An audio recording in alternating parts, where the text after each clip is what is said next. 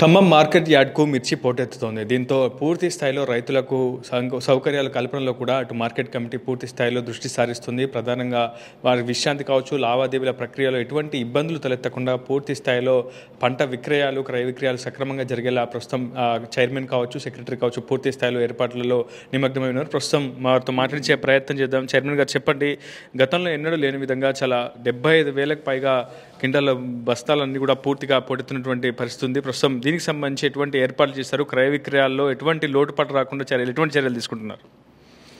గౌరవ రాష్ట్ర వ్యవసాయ శాఖ మంత్రులు తుమ్మల నాగేశ్వరరావు గారి యొక్క సలహా సూచన మేరకు ఇక్కడికి వచ్చేటువంటి రైతుకి అన్ని విధాలుగా కూడా సౌకర్యంగా ఉండే విధంగా మేము ప్రయత్నం చేస్తూ ఉన్నాం. అదేవిధంగా రైతు తెచ్చినటువంటి సరుకును కూడా మనం 7:30 కల్లా జెండా పాట, ఆ తర్వాత ఖరీదైన తర్వాత చిన్న చిన్న పేసీలు కూడా రాకుండా మా వంతు మేము ప్రయత్నం చేస్తూ ఉన్నాం.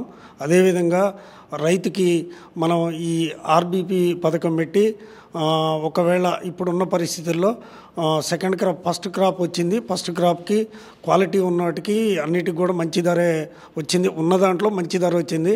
దాదాపు ఈ 15 రోజుల నుంచి 14,000 చిల్లర ధర పలకడం జరిగింది. దాంట్లో ఒక 200-300 తగ్గి 13,000 నుంచి 13,500 వరకు క్వాలిటీ ఉన్నటువంటి మిర్చిని మార్కెటింగ్ అయిపోయింది. అదేవిధంగా ఇప్పుడు సెకండ్ క్రాప్ కొంచెం క్వాలిటీ తక్కువ వస్తున్నాయి. ఇప్పుడు కూడా 13,500 పైనే మా జెండా పాట కూడా జరుగుతూ ఉంది. 13,000, 12,500 నుంచి 13,200, 300 వరకు కూడా రెగ్యులర్గా బేరాలు అయితే ఉన్నాయి.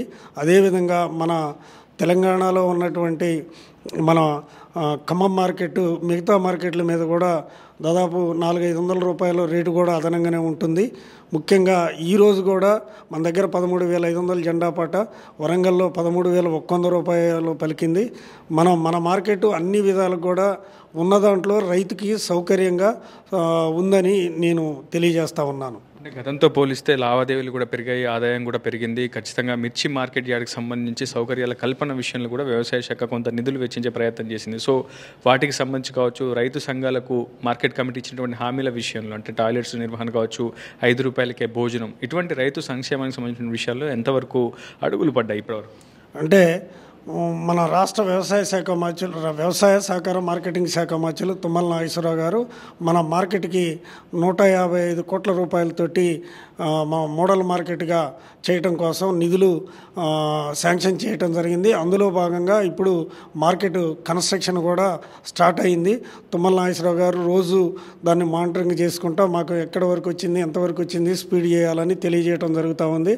ఈ కొత్త మార్కెట్లో మనకి 7 షెడ్లలో కొత్త మార్కెట్ అయింది. ఫస్ట్ దాంట్లో కోల్డ్ స్టోరేజీ, సెకండ్ది వచ్చే వరకల్లా షెడ్డు, పైన అడ్మినిస్ట్రేషన్కి సంబంధించింది. అదేవిధంగా రైతులందరికీ ఉపయోగపడే విధంగా రైతులకు విశ్రాంతి గదులతో పాటు పిహెచ్సి, ముఖ్యంగా సారు ముందు చూపుతోటి ఒక హెల్త్ సెంటర్ను కూడా దీంట్లో పెట్టడం జరిగింది. మరియు ఇప్పుడు ప్రస్తుతం కూడా మనం 6 పాయింట్లో కూలు వాటర్ కూడా సప్లై చేయడం జరుగుతూ ఉంది. అన్ని విధాలుగా కొత్త మార్కెట్లో వస్తుంది కాబట్టి టాయిలెట్స్ మనం ఎక్స్టెన్షన్ చేయలేకపోతున్నాం. ఇప్పుడు కడితే నెక్స్ట్ ఇయర్ ఎట్లాగో కొత్త కన్స్ట్రక్షన్లో వస్తుంది కాబట్టి వాటిని ఇప్పుడు ఉన్న వాటిని పరిశుభ్రంగా ఉంచే విధంగా రోజు చూసుకుంటూ వెళ్తూ ఉన్నాం. వచ్చే దాంట్లో 4 పాయింట్లు టాయిలెట్స్ కానీ, వసతులు కానీ కొత్త దాంట్లో అన్ని విధాలుగా రైతుకు సంబంధించి ఇంకొక 20 సంవత్సరాలకు సరిపడా దాదాపు ఇప్పుడు మనకి 50-60 వేలు బస్తా వస్తేనే గతంలో రోడ్ల మీదకి వచ్చే పరిస్థితి ఉండేది. కానీ ఈనాడు ఎంప్లాయీస్, అదేవిధంగా మా పాలకవర్గం, మా వైస్ చైర్మన్ గారు, మేమందరం కలిసి 1,00,000 బస్తాలు వచ్చినా కానీ ఫస్ట్ వచ్చినటువంటి అరైవల్స్ అన్నింటినీ ఫస్ట్ షెడ్లలో పెట్టి మిగిలిన అన్నీ కూడా మేమందరం దగ్గరుండి శ్రమతోటి అన్ని బస్తాలు కూడా ఒక్క బస్తా కూడా బయటకు రాకుండా ఉండాలన్నటువంటి ఆలోచనతో 1,00,000 బస్తాలు వచ్చినా కానీ యార్డ్ లోపలనే వేసే విధంగా మేము చేసినాం. దీనికి పోలీసు వారు కూడా సహకరించారు. అదేవిధంగా మా ఎంప్లాయీస్ కానీ, మా పాలకవర్గం కానీ మేమందరం కూడా కష్టపడి ఏ విధమైనటువంటి రిస్క్ లేకుండా వచ్చిన రైతు ఏ విధంగా వస్తుండో ఆ విధంగా వెళ్ళే విధంగా కావాల్సినటువంటి మినిమం సౌకర్యాలన్నింటిని కూడా కల్పించుకుంటూ మేము ముందుకు సాగుతూ ఉన్నాం. అంతర్జాతీయ మార్కెట్లో ఖమ్మం మిర్చికి చాలా బలమైనటువంటి ధర పలుకుతుంది, కానీ క్షేత్రస్థాయిలో మాత్రం మద్దతు ధర రావట్లేదన్న ఆవేదన రైతు సంఘాలు వ్యక్తం చేస్తున్నారు, రైతులు వ్యక్తం చేస్తున్నారు. గడిచిన 4 రోజుల్లో కూడా మద్దతు ధర క్రమంగా పడిపోతున్నటువంటి పరిస్థితి ఉంది. సో జెండా పాట ఎంత పలుకుతుంది, పూర్తిగా పంట అంతా కూడా ఏ స్థాయిలో కొనుగోలు చేస్తున్నారు, క్వాలిటీ మెజర్మెంట్స్ అంతా కూడా సక్రమంగా సాగుతున్నాయి, వెరిఫై ప్రక్రియ అంతా కూడా.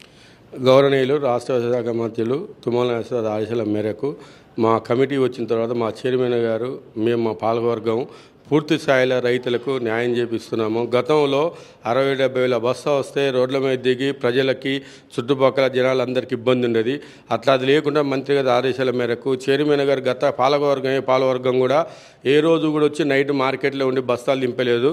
ఈరోజు మా పాలకవర్గం చైర్మన్ గారు ఇంట్రెస్ట్గా పెట్టి మమ్మల్ని అందరినీ తోడుకొని వెళ్ళి మేము నైట్ ఒక బస్తా రోడ్ల మీద రాకుండా దించి రైతులకు శ్రేయస్సుగా చేస్తున్నాము.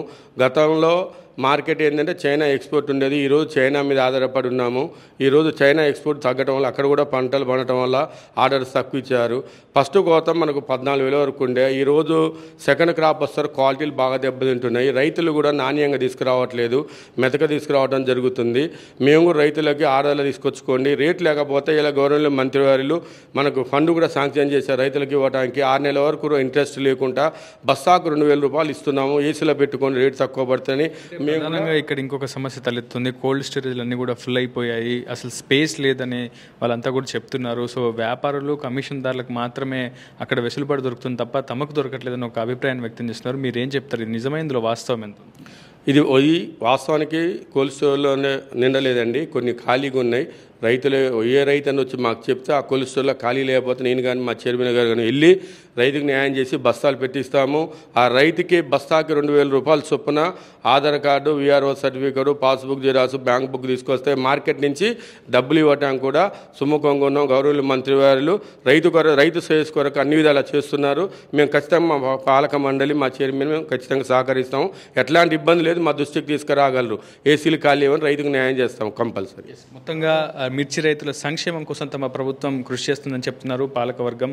పూర్తిగా అటు రైతులకు సంబంధించినటువంటి ఏ అంశంలో ఎటువంటి సమస్య తలెత్తినా వెంటనే పాలకవర్గాన్ని సంప్రదిస్తే ఖచ్చితంగా సమస్య పరిష్కారం కోసం అయితే కృషి చేస్తామని చెప్తున్నారు. మరోవైపు చైనాలో పంట ఉత్పత్తి పెరగడం వల్ల పూర్తిగా ఇక్కడ డిమాండ్ తగ్గింది, తద్వారా ధర కూడా క్రమంగా తగ్గుతుందని ఒక అభిప్రాయాన్ని అయితే పాలకవర్గం వ్యక్తం చేస్తుంది. ఏ సమస్య ఉన్నా నేరుగా తమను సంప్రదిస్తే పరిష్కారం సూచిస్తామని చెప్తుంది పాలకవర్గం. ఇది వీడియో స్నేహితులతో రిపోర్ట్ ఉదయ్ RTV ఖమ్మం మిర్చి మార్కెట్ యార్డ్ నుంచి. మరిన్ని వీడియోస్ కోసం ఛానల్ ని సబ్స్క్రైబ్ చేయండి. లేటెస్ట్ అప్డేట్స్ కోసం వాట్సాప్ ఛానల్ ని ఫాలో అవ్వండి. ఆ లింక్ డిస్క్రిప్షన్ లో ఉంది.